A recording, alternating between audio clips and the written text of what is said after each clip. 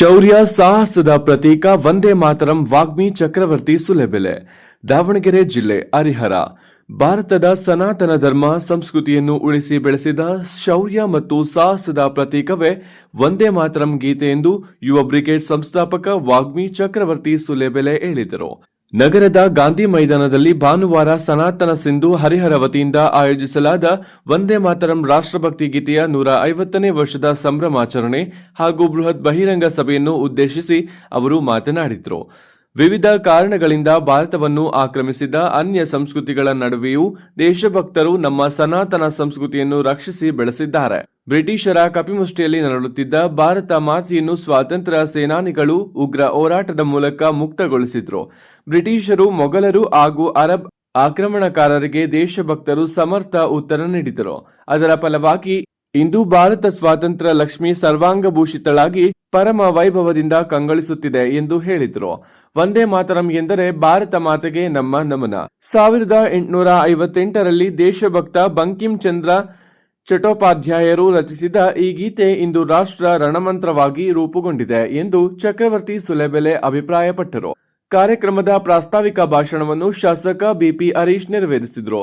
ಈ ಸಂದರ್ಭದಲ್ಲಿ ಮಾಜಿ ಎಂಎಲ್ಸಿ ಡಾಕ್ಟರ್ ಎಚ್ ಶಿವಯೋಗಿ ಸ್ವಾಮಿ, ಮಾಜಿ ಜಿಲ್ಲಾ ಪಂಚಾಯತ್ ಅಧ್ಯಕ್ಷ ಎಸ್ಎಂ ವೀರೇಶ್ ಅನಗವಾಡಿ, ಗಾಯತ್ರಿ ಸಿದ್ದೇಶ್ವರ್, ಸನಾತನ ಸಿಂಧು ಹರಿಹರ ಅಧ್ಯಕ್ಷ ಡಾಕ್ಟರ್ ಆರ್ ಕಮಿತ್ಕರ್, ಸದಸ್ಯರಾದ ಪ್ರಕಾಶ್ ಕೋಳೂರು, ಶಿವಪ್ರಕಾಶ್ ಶಾಸ್ತ್ರಿ, ಶ್ರೀಧರ್ ಮೂರ್ತಿ, ಕಾಂತರಾಜ, ಸುಂದರೇಶ್, ನ್ಯಾಯವಾದಿ ವೀರೇಶ್ ಅಜ್ಜಣ್ಣನವರ, ಅಜಿತ್ ಸಾವಂತ್, ತುಳಜಪ್ಪ ಬೂತೆ, ರಾಜು ರೋಕಡೆ, ಬಾತಿ ಚಂದ್ರಶೇಖರ್, ವೀರೇಶ್ ಸುಮನ್, ಕಮಿತ್ಕರ್, ಪ್ರಮೀಳಾ ನಲ್ಲೂರು, ಭರತ್ ಶೆಟ್ಟಿ, ರೂಪಾ ಶಶಿಕಾಂತ್, ಆದಿತ್ಯ ರಶ್ಮಿ, ಮೆಹರ್ವಾಡೆ, ಚಂದನ್ ಮೂರ್ಕಲ್, ಸಾಕ್ಷಿ ಸಿಂಧೆ, ನಾಗಮಣಿ ಶಾಸ್ತ್ರಿ, ಪ್ರಶಾಂತ್ ಮತ್ತು ಮತ್ತಿತರ ಗಣ್ಯರು ಉಪಸ್ಥಿತರಿದ್ದರು. ಕಾರ್ಯಕ್ರಮದ ವಿಶೇಷ ಆಕರ್ಷಣೆಯಾಗಿ 150 ಮಹಿಳೆಯರು ಸುಮಧುರ ಕಂಠದಿಂದ ವಂದೇ ಮಾತರಂ ಗೀತೆಯನ್ನು ಹಾಡಿ ರಾಷ್ಟ್ರಭಕ್ತಿ ಉತ್ಸಾಹಕ್ಕೆ ಕಳೆ ತುಂಬಿದರು. ವರದಿ ದೇವರಾಜ್ ಕೆ ನಲ್ಲೆಹಂಕಲು, ದಾವಣಗೆರೆ. ದರಿದ್ರ, ದೀನ, ಹೀನ, ಕೃಪಣ ಭಾರತ ಇದು ಅತ್ಯಂತ ಬಡ ರಾಷ್ಟ್ರ, ಹಿಂದುಳಿದ ರಾಷ್ಟ್ರ ಅಂತ ಹೇಳ್ತಿದ್ರು. ಈ ದೇಶ 2014ರ ಹೊಸ್ತಿಲಲ್ಲಿ ಜಗತ್ತಿನ 12ನೇ ಶ್ರೀಮಂತ ರಾಷ್ಟ್ರವಾಗಿತ್ತು. ಇವತ್ತು ಈ ದೇಶ ಜಗತ್ತಿನ 4ನೇ ಶ್ರೀಮಂತ ರಾಷ್ಟ್ರ. ಇವತ್ತು $4 ಟ್ರಿಲಿಯನ್ ಎಕಾನಮಿ. ಇನ್ನು ಸ್ವಲ್ಪ ದಿನ 6-8 ತಿಂಗಳು ಸಮಯ ಕೊಡಿ, $5 ಟ್ರಿಲಿಯನ್ ಎಕಾನಮಿ ಆಗ್ತೀವಿ. ಅಮೆರಿಕ, ಚೀನಾ ಬಿಟ್ರೆ ಜಗತ್ತಿನ 3ನೇ ಶ್ರೀಮಂತ ರಾಷ್ಟ್ರ ಭಾರತವಾಗ್ತೀವಿ. ಏನು ಅದ್ಭುತವಾಗಿರುವಂತ ಕಾಲಘಟ್ಟದಲ್ಲಿದ್ದೀವಿ ಮಿತ್ರ. ಎಂತ ಕಾಲಘಟ್ಟದಲ್ಲಿದ್ದೀವಿ ನಾವು ಅಂತಂದ್ರೆ, ಇವತ್ತು ಭಾರತದ ಫಾರಿನ್ ಎಕ್ಸ್ಚೇಂಜ್ ರಿಸರ್ವ್ $700 ಬಿಲಿಯನ್ ಇದೆ ನಮ್ದು. ಪಾಕಿಸ್ತಾನದ ಬಳಿ ಎಷ್ಟಿದೆ ಅಂತಂದ್ರೆ $7 ಬಿಲಿಯನ್ ಇದ್ದಿರ್ಬೋದು, ಆದ್ರೆ ನಮ್ಮ ಹತ್ರ $700 ಬಿಲಿಯನ್ ಇದೆ. ಪಾಕಿಸ್ತಾನದ 100 ಪಟ್ಟು. ಪಾಕಿಸ್ತಾನ ಹೀಗೆ ಬಿಟ್ರೆ ಇನ್ನು 1 ತಿಂಗಳು ಸರ್ವೈವ್ ಆಗೋದು ಕಷ್ಟ. ಭಾರತ ಏನಾದ್ರೂ ಜಗತ್ತೆಲ್ಲ ನಮ್ಮನ್ನ ಧಿಕ್ಕರಿಸಿದ್ರು 1.5 ವರ್ಷ ಯಾರ ಜೊತೆ ಮಾತನಾಡದೆ ಬದುಕಬಹುದಾಗಿರುವಷ್ಟು ಫಾರಿನ್ ಎಕ್ಸ್ಚೇಂಜ್ ರಿಸರ್ವ್ ಅನ್ನು ಉಳಿಸಿಕೊಂಡಿದೆ. ಇದು ಭಾರತ, ಹೊಸ ಭಾರತ ಮಿತ್ರ. ಹೊಸ ಭಾರತದ ಬಗ್ಗೆ ಮಾತನಾಡ್ತಿದ್ರೆ ನಾನು ವಂದೇ ಮಾತರಂ ಬಿಟ್ಟು ಇದನ್ನೇ ಮಾತಾಡ್ತೇನೆ. ಈ ಭಾರತ ಹಂಗಿದೆ ಇವತ್ತು. ಮತ್ತು ವಂದೇ ಮಾತರಂ ಬರೆದ ಬಂಕಿಮರಿಗೂ ಬೇಜಾರಾಗೋದಿಲ್ಲ. ಯಾಕೆ ಅಂತಂದ್ರೆ ಅವ್ರು ವಂದೇ ಮಾತರಂ ಬರೆದಿದ್ದೇ ಒಂದು ಹೊಸ ಭಾರತ ಇಂಥದ್ದು ಹುಟ್ಲಿ ಅಂತ. 150 ವರ್ಷಗಳ ನಂತರ ಆ ಪುಣ್ಯಾತ್ಮ ಬಂಕಿಮರ ಕನಸು ಸಾಕಾರಗೊಂಡಿದೆ. ಆ ಹೆಮ್ಮೆಯಿಂದ ನಿಮ್ಮ ಮುಂದೆ ನಿಂತು ಮಾತನಾಡ್ತಿದ್ವಿ. ಈ ವರ್ಷ ನಮ್ಗೆ ಗೊತ್ತೋ ಗೊತ್ತಿಲ್ಲದೇನೋ ಒಂದು ಅಪರೂಪದ ವರ್ಷ. ಯಾಕೆ ಅಂತ ನಾನು ನಿಮ್ಗೆ ಹೇಳ್ತೇನೆ. ಅಪರೂಪದ ವರ್ಷ ಯಾಕೆ ಅಂತಂದ್ರೆ, ಈ ವರ್ಷ ವಂದೇ ಮಾತರಂ ಗೀತೆಗೆ 150 ವರ್ಷ. ಯಾರಿಗೂ ಅನುಮಾನ ಇಲ್ಲ, ಎಲ್ರಿಗೂ ಗೊತ್ತಿದೆ. ಈ ವರ್ಷ ಸಂಘ ಹುಟ್ಟಿ 100 ವರ್ಷ ಆಯ್ತು. ಈ ವರ್ಷ ಬಹಳ ಸಲ ಚಪ್ಪಾಳೆ ಹೊಡಿಬೇಕು. ಈ ವರ್ಷ ಸರ್ದಾರ್ ಪಟೇಲ್ರು ಹುಟ್ಟಿ 150 ವರ್ಷ ಆಯ್ತು. ಉಕ್ಕಿನ ಮನುಷ್ಯ ಹುಟ್ಟಿ ಈ ಭಾರತವನ್ನ ಈ ಸ್ವರೂಪದಲ್ಲಿ ಕೊಟ್ಟಂತ ಸರ್ದಾರ್ ಪಟೇಲ್ರು ಹುಟ್ಟಿ 150 ವರ್ಷ ಆಯ್ತು. ಈ ವರ್ಷ ಸೋಮನಾಥದ ಆಕ್ರಮಣವನ್ನ ಘಜನಿ ಮಾಡಿದ್ದಲ್ಲ 1000 ವರ್ಷದ ಹಿಂದೆ ಮಾಡಿದ್ದು. ಆದ್ರೆ 1000 ವರ್ಷದ ನಂತರವೂ ಕೂಡ ಇವತ್ತಿಗೂ ತಲೆ ಎತ್ತಿ ನಿಂತಿದೆ ನೋಡಲೇ ಅಂತ ಹೇಳಲಿಕ್ಕೆ ಸಾಧ್ಯವಾಗಿದ್ದಿಲ್ಲ. ಆ ಸೋಮನಾಥದ ಆಕ್ರಮಣವಾಗಿದ್ದು 100 ವರ್ಷ, ಭಾರತದ ಸ್ವಾಭಿಮಾನಕ್ಕೆ 1000 ವರ್ಷ. ಸೋಮನಾಥದ ಆಕ್ರಮಣಕ್ಕೆ 1000 ವರ್ಷ, ಭಾರತದ ಸ್ವಾಭಿಮಾನಕ್ಕೆ. ಸೋಮನಾಥದ ಮರು ನಿರ್ಮಾಣ ಆಗಿ ಇವತ್ತಿನ ಸ್ವರೂಪದಲ್ಲಿ ಏನಿದೆಯೋ ಆ ಸೋಮನಾಥದ ಮರು ನಿರ್ಮಾಣ ಆಗಿ ಈ ವರ್ಷ 75 ವರ್ಷ. ಅಂತರಿತ ಮುಸಲ್ಮಾನರನ್ನ, ಕ್ರಿಶ್ಚಿಯನ್ರನ್ನ ಹಿಂದೂ ಧರ್ಮಕ್ಕೆ ಪರಾವರ್ತನ ಮಾಡಿಸ್ತಿದ್ರು ಅಂತ ಶ್ರದ್ಧಾನಂದರು ತೀರಿಕೊಂಡು ಈ ವರ್ಷಕ್ಕೆ 100 ವರ್ಷ. ಏನ್ರಿ ಈ ವರ್ಷ? ಇದು ನಮ್ಗೆ ಗೊತ್ತಿರೋದು, ನಮ್ಗೆ ಗೊತ್ತಿಲ್ಲದಿದ್ರೆ ಸಂಗತಿಗಳಾಗಿದ್ದೀರು ಅಂತ.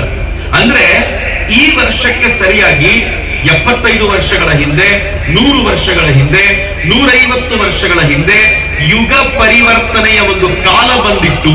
ಆ ಯುಗ ಪರಿವರ್ತನೆಯ ಕಾಲಕ್ಕೆ ನಾವು ಈಗ ಮತ್ತೊಮ್ಮೆ ಸಾಕ್ಷಿಯಾಗ್ತಿದ್ದೀವಿ ಅಂತಂದ್ರೆ ಅತ್ಯಂತ ಪ್ರಮುಖವಾದ ಕಾಲಘಟ್ಟದಲ್ಲೇ ಇದ್ದೀವಿ.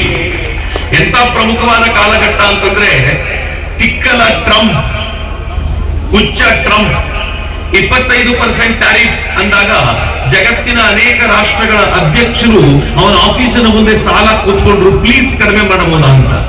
ಈ ದೇಶದ ಪ್ರಧಾನಮಂತ್ರಿ ಹೋಗಲೇ ಅವನು 50% ಅಂದ, ಹೋಗೋದು. ಅವನು 100% ಮಾಡ್ಬಿಡ್ತೀನಿ ಎಂದ. We did not care. ಮೊನ್ನೆ ಮಾತಾಡ್ತಾ ಹೇಳಿದ್ದಾನೆ ಭಾರತಕ್ಕೆ 500% ಟ್ಯಾರಿಫ್ ಹಾಕ್ತೀನಿ ಅಂತ. ಈ ದೇಶ ಹೇಳಿದೆ ನೀನು ಟ್ಯಾರಿಫ್ ಹಾಕಿದಷ್ಟು ನಮ್ಮ ರಫ್ತು ಜಾಸ್ತಿ ಆಗುತ್ತೆ ಹೊರತು ಕಡಿಮೆ ಆಗೋದಿಲ್ಲ. ಇದು ಹೊಸ ಭಾರತ, ಬಿ ಕೇರ್ಫುಲ್ ಅಂತ ಟ್ರಂಪ್ಗೆ ಸೆಟ್ಟು ಹೊಡೆದು ನಿಲ್ಲಬಲ್ಲಂತ ಸ್ವಾಭಿಮಾನದ ಪರಿಕಲ್ಪನೆ ಇದೆಯಲ್ಲ, ಇದು ಈ ವರ್ಷವೇ. ಈ ವರ್ಷಕ್ಕೆ ಕಾಲಿಡುವ ಹೊತ್ತಿಗೆ ಸರಿಯಾಗಿ ಪಾಕಿಸ್ತಾನವನ್ನು ಬಡಿದಿದ್ದೀವಿ ನಾವು. ಎಷ್ಟು ದಿನದಲ್ಲಿ? ಅತ್ಯಂತ ಕಡಿಮೆ ಸಮಯದ ಯುದ್ಧ ಪಾಕಿಸ್ತಾನದೊಂದಿಗೆ 16 ದಿನದ್ದು. ಅದಕ್ಕಿಂತ ಕಡಿಮೆ ಪಾಕಿಸ್ತಾನವನ್ನು ಸೋಲಿಸ್ಲಿಕ್ಕೆ ಆಗಲ್ಲ ಅಂತ ನಾನಂತೂ ಡಿಸೈಡ್ ಮಾಡಿದ್ದೆ. ನನ್ನ ದೇಶದ ಸೈನಿಕರು 4 ದಿನದಲ್ಲಿ ಪಾಕಿಸ್ತಾನವನ್ನು ಚಿಂದಿ ಎಬ್ಬಿಸಿ ಇನ್ನು ಮುಂದೆ ತಲೆ ಹಾಕದಂಗೆ ಮಾಡಿದ್ದಾರಲ್ಲ, ಇದು ಹೊಸ ಭಾರತದ ಪರಿಕಲ್ಪನೆ ಆಗಿದ್ದಿದ್ರೆ ಸಿಕ್ಕಿದ್ದೆ ಚಾನ್ಸ್ ಅರ್ಜುನನ್ನು ಮುಗಿಸ್ಬಿಡಿ ಅಂತಿದ್ರು ಏನೋ. ಆದ್ರೆ ನಮ್ಮಲ್ಲೊಂದು ರೂಲ್ ಇದೆ, ಮುಗಿಸೋಂಗಿಲ್ಲ ಅಂತ. ಯುದ್ಧ ಶುರುವಾಗುವವರೆಗೂ ಯಾರು ಏನು ಮಾಡುವಂತೆ ಇಲ್ಲ. ಯುದ್ಧ ಶುರುವಾಗುವವರೆಗೂ ವೇಟ್ ಮಾಡಬೇಕು. ಅರ್ಜುನ ಎಲ್ಲರನ್ನು ನೋಡಿದ ನಂತರ, ಕೃಷ್ಣನ ಗೀತಾ ಬೋಧನೆಯಾದ ನಂತರ ಯುದ್ಧ ಆರಂಭವಾಯಿತು. ಇದು ನಮ್ಮ ಯುದ್ಧದ ನಿಯಮ, ಬದುಕಿನ ನಿಯಮ ಬಿಡಿ, ಯುದ್ಧಕ್ಕೂ ಒಂದು ನಿಯಮ. ಆದ್ರೆ ಆಕ್ರಮಣಕಾರಿಗಳಾಗಿ ಬಂದ ಮುಸಲರಿಗೆ ಯುದ್ಧಕ್ಕೆ ನಿಯಮ ಇರಲಿ, ಬದುಕಿಗೂ ನಿಯಮ ಇರಲಿಲ್ಲ. ಈ ದೇಶದಲ್ಲಿ ಕ್ರೌರ್ಯದ ತಾಂಡವ ನೃತ್ಯ ಮಾಡಿಸಿದ್ದಲ್ಲದೆ ಈ ದೇಶದ ಹೆಣ್ಣು ಮಕ್ಕಳನ್ನ ತಮ್ಮ ದೇಶಕ್ಕೆ ಎಳ್ಕೊಂಡೋಗ ಯೋಗ್ಯರು. ಎಳ್ಕೊಂಡೋಗಿ ಏನ್ ಮಾಡ್ತಿದ್ರು ಗೊತ್ತಾ? ಅರಬ್ಬರ ಸಂತೆಗಳಲ್ಲಿ, ಬಾಗ್ದಾದಿನಲ್ಲಿ, ಅಲ್ಲೆಲ್ಲ ನನ್ನ ದೇಶದ ಹೆಣ್ಣು ಮಕ್ಕಳನ್ನು ಮಾರಾಟ ಮಾಡ್ತಾ ಇದ್ರು. ಈ ದೇಶದ ಹೆಣ್ಣು ಮಕ್ಕಳು ಬಹಳ ಸುಂದರಿಯರು, ಕೊಂಡುಕೊಳ್ಳೋರು ಬಹಳ ಜನ ಇದ್ರು. ಆದ್ರೆ ಯಾವಾಗ ಹೆಣ್ಣು ಮಕ್ಕಳ ಸಂಖ್ಯೆ ಜಾಸ್ತಿ ಆಯ್ತೋ, ಕೊಂಡುಕೊಳ್ಳೋರು ಇಲ್ಲವಾಯ್ತು. ಕೊನೆಗೆ ಏನ್ ಮಾಡಿದ್ರು ಅಂತ ಗೊತ್ತಾ? ಮೈ ಮೇಲಿನ ಬಟ್ಟೆ, ಹೆಣ್ಣು ಮಕ್ಕಳ ಮೈ ಮೇಲಿನ ಬಟ್ಟೆಯನ್ನು ತೆಗೆದಿಟ್ಟು ಅವರ ಅಂಗಾಂಗಗಳನ್ನು ಮುಟ್ಟಿ ನೋಡಿ ಪರೀಕ್ಷಿಸಿ 2 ದಿರ್ಹಂಗಳಿಗೆ ಈ ದೇಶದ ಹೆಣ್ಣು ಮಕ್ಕಳನ್ನು ಕೊಂಡುಕೊಂಡಿದ್ದಾರೆ ಅಯೋಗ್ಯರು. ನನಗೆ ಅಯೋಗ್ಯನಿಗಿಂತ ಕೆಟ್ಟ ಪದ ಬರೋದಿಲ್ಲ, ಅದಕ್ಕೆ ಅಷ್ಟೇ ಮಾತನಾಡೋದು. ನೀವೇನ್ ಬೇಕಿದ್ರು ಬೈಕೊಂಡು ನಮಗೆ ಅಂತ ಇಲ್ಲ. ಆ ಥರ ಮಾಡಿದವರು ಈ ದೇಶ ಇಂಥ ಕ್ರೌರ್ಯ ನೋಡಿರಲಿಲ್ಲ. ಪರಿಣಾಮ ಈ ದೇಶದೊಳಗೆ ಅತ್ಯಂತ ಕೆಟ್ಟ ಸಂಗತಿಗಳು ನುಸುಳಿದವು. ನಮ್ಮ ಹೆಣ್ಮಕ್ಕಳನ್ನ ಅಪಹರಿಸಿಕೊಂಡು ಹೋಗ್ತಾರೆ ಅಂತ ಭಯ ಬಂದಾಗ ಈ ದೇಶದ ಹೆಣ್ಮಕ್ಕಳನ್ನ ಆ ಮನೆಯ ಹಿರಿಯರು ಬಾವಿ ತಳ್ಳುತ್ತಿದ್ರು. ಹೆಣ್ಮಕ್ಳು ತಾವೇ ಬಾವಿ ಆತ್ಮಹತ್ಯೆ ಮಾಡ್ಕೊಳ್ತಿದ್ರು. ಯಾರೋ ಒಬ್ಬ ಮುಸಲಿನಿಗೆ ಆಹಾರವಾಗೋದಕ್ಕಿಂತ ಸಾಯೋದು ಒಳ್ಳೆಯದು ಅಂತ. ಈ ದೇಶದ ಹೆಣ್ಮಕ್ಳು ಗಂಡನೊಂದಿಗೆ ಚಿತೆ ಏರ್ತಿದ್ರು. ರಾಜ ಸತ್ತಿದ್ದಾನೆ ಅಂತ ಗೊತ್ತಾದಾಗ ಹೆಣ್ಣು ಮಕ್ಕಳ ದೊಡ್ಡ ತಂಡ ರಾಣಿಯೊಂದಿಗೆ ಸೇರಿ ಜೌಹರ್ ಮಾಡ್ಕೊಳ್ತಿತ್ತು, ಜೀವ ಹರ ಮಾಡಿಕೊಳ್ತಾರೆ. ಮುಸಲರ ಆಕ್ರಮಣಕ್ಕೆ ಒಳಗಾಗಿ ತಮ್ಮ ಧರ್ಮವನ್ನ ಕಳ್ಕೊಳ್ಳೋ ಭಯದಿಂದ ಜನ ತಮ್ಮ ಜಾತಿಯನ್ನ ಗಟ್ಟಿ ಮಾಡ್ಕೊಂಡು ಸೆಪರೇಟ್ ಆಗ್ತಾರೆ. ನಮ್ಮ ಜಾತಿಯನ್ನ ಕಾಪಾಡ್ಕೊಳ್ಬೇಕು, ಬೇರೆ ಜಾತಿಯ ಬಗ್ಗೆ ತಲೆ ಕೆಡಿಸ್ಕೊಳ್ಬೇಡಿ, ನಮ್ಮ ಜಾತಿಯನ್ನ ಗಟ್ಟಿಯಾಗಿ ಕಾಪಾಡ್ಕೊಳ್ಳಿ ಅಂತ ಜಾತಿ ಬಲಿಷ್ಠವಾಗ್ಲಿಕ್ಕೆ ಶುರುವಾಯಿತು. ಬಾಲ್ಯ ವಿವಾಹ ಶುರುವಾಯಿತು. ಎಲ್ಲ ಕೆಟ್ಟ ಪದ್ಧತಿಗಳು ಈ ದೇಶದಲ್ಲಿ ಏನು ನುಸುಳಿದ್ವಲ್ಲ, ಈ ಆಕ್ರಮಣಕಾರಿಗಳು ಬಂದ ಮೇಲೆ ನುಸುಳಿದ್ವು.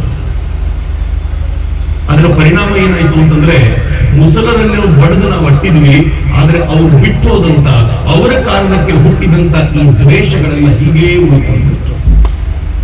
ಅದ್ರ ಹಿಂದಿಂದೇನೆ ಕ್ರಿಶ್ಚಿಯನ್ರು, ಈ ಕ್ರಿಶ್ಚಿಯನ್ರು ಎಷ್ಟು ವ್ಯವಸ್ಥಿತವಾಗಿ ನಮ್ಮ ನಡುವೆ ಇರುವಂತ ಈ ದ್ವೇಷವನ್ನ ಹೆಮ್ಮರವಾಗಿ ಬೆಳೆಸಿ ನಿಲ್ಲಿಸಿದ್ರು ಅಂತಂದ್ರೆ, ನಾವೆಲ್ಲರೂ ಕೂಡ ಹಿಂದೂ ಅಂತ ನಮ್ಮನ್ನು ಕರ್ಕೊಳ್ಳಿಕ್ಕೆ ಹಿಂದೆ ಮುಂದೆ ನೋಡಿದ್ವಿ.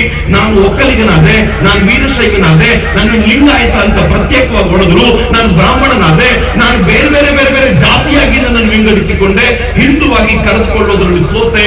ಪರಿಣಾಮ ಇಂಗ್ಲೆಂಡಿನಿಂದ ಬಂದ ಆ ಕ್ರಿಶ್ಚಿಯನ್ರು 200 ವರ್ಷಗಳ ಕಾಲ ನಮ್ಮನ್ನು ಒಡೆದು ಆಳು.